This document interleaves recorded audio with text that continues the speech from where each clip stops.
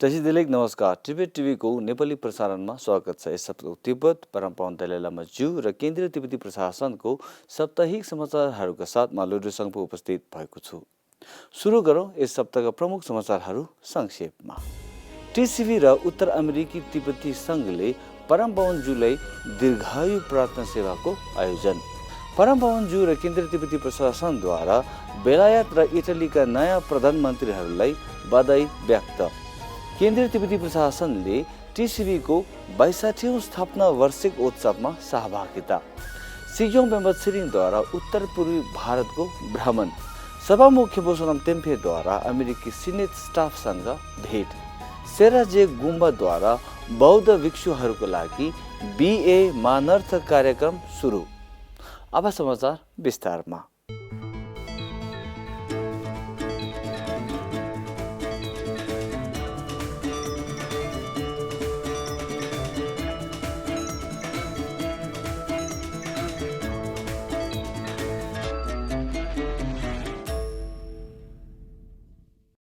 टिसिबी global परिवार र उत्तर अमेरिकी तिब्बती संघका प्रतिनिधिहरूले परमपावन ज्यूको दीर्घायु प्रार्थना सेवाको आयोजना गर्नुभएको थियो।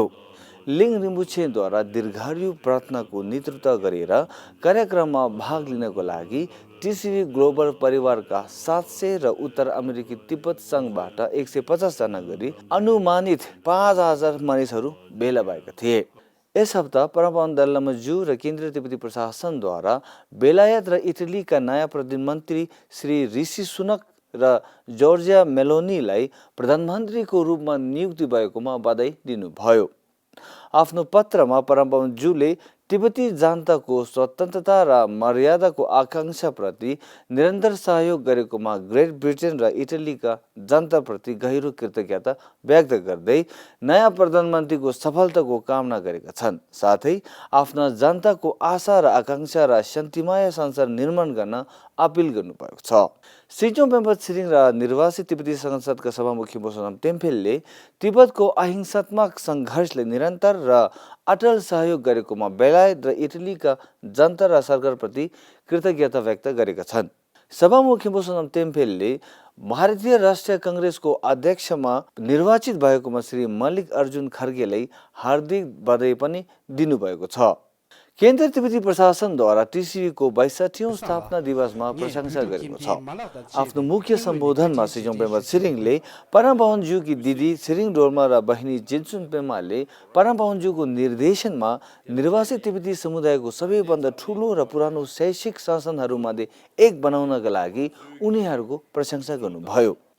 सभामुख बोसोनाम टेम्पेले आफ्नो सम्बोधनमा तिब्बतमा कडाइका साथ प्रतिबन्ध लगाएकाले निर्वासनमा अवसर पाएपछि तिब्बती भाषा राम्रोसँग सिक्न आग्रह गर्नुभयो। साथै उनले तिब्बतमा रहेका तिब्बतीहरूका लागि आफ्नो चिन्ता व्यक्त गर्नुभयो।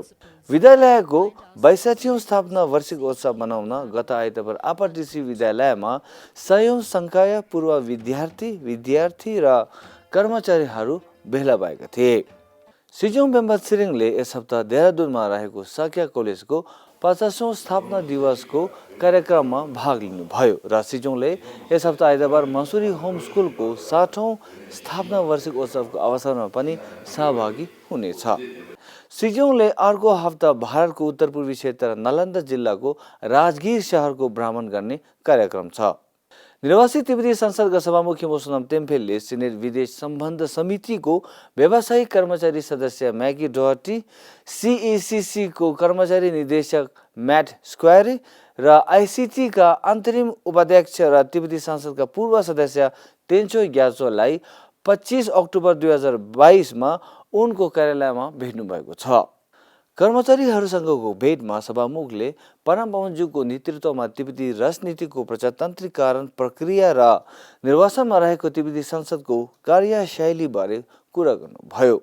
सेराजे गुम्बाले संयुक्त रूपमा मैसूर विश्वविद्यालयसँग बौद्ध भिक्षुहरूका लागि बीए मानर्थ कार्यक्रमको सुरुवात गरेको छ।